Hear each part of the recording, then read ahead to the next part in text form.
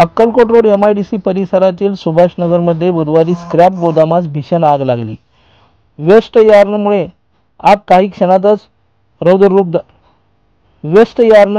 आगीनं काही क्षणातच रौद्ररूप धारण केलं।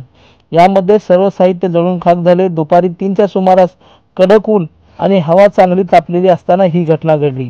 तत्पूर्वी गोदामात काम करणाऱ्या 3 महिला कामगार लगेच बाहेर पळत आल्यामुळे त्यांची जीवितहानी टळली। अग्निशामक दलाने 8 बंब पाण्याचा मारा करून आग आटोक्यात आणली। विशेष म्हणजे गोदामास वीज जोड नाही, त्यामुळे शॉर्ट सर्किट होण्याचा प्रश्न नाही। तरी आग कशी लागली याचा शोध घेतला जात असल्याचं पोलिसांकडून सांगितलं।